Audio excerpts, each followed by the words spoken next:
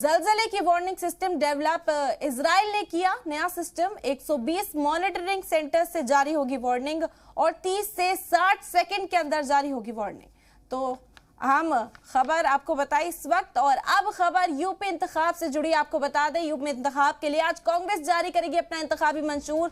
दोपहर 12:30 बजे जारी होगा इंतखाबी मंशूर। प्रियंका गांधी लखनऊ में इंतखाबी मंशूर को जारी करेंगी। खवातीन और नौजवानों पर हो सकता है खास फोकस।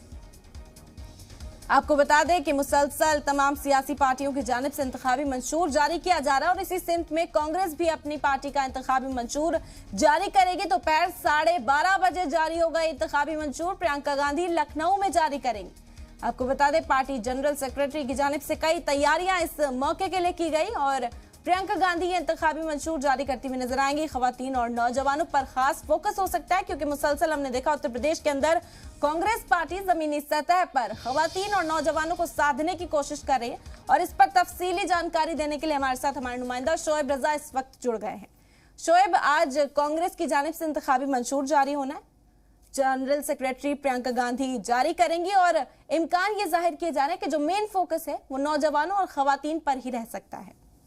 बिल्कुल, देखिए चूंकि बीजेपी ने संकल्प पत्र अपना जारी कर दिया है, कल समाजवादी पार्टी ने भी जो घोषणा पत्र है उसको जारी कर दिया और कई तरह के जो वादे हैं वो किए हैं। इस बार समाजवादी पार्टी में हमने देखा है कि कई चीज फ्री देने की बात कही गई है। वहीं बीजेपी ने अपने तरीके से जो संकल्प पत्र है उसमें बात रखी है। अब कांग्रेस का जो घोषणा पत्र है उस पर सबकी निगाह बनी रहेगी क्योंकि आज जारी वो किया जाएगा।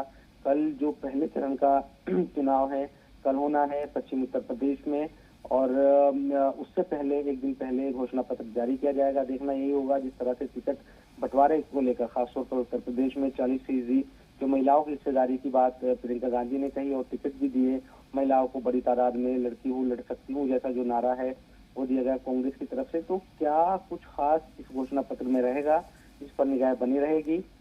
हालांकि ये देखना होगा कि किस तरह से नौजवान और महिलाओं को लुभाने की कोशिश कांग्रेस की तरफ से की जाती है और जो पंजाब या दूसरी जगहों पर जो घोषणा पत्र जारी किए जाएंगे उससे कितना अलग उत्तर प्रदेश में होता है क्योंकि 5 राज्यों में चुनाव है और सभी राज्यों के अपने अपने अलग मुद्दे हैं।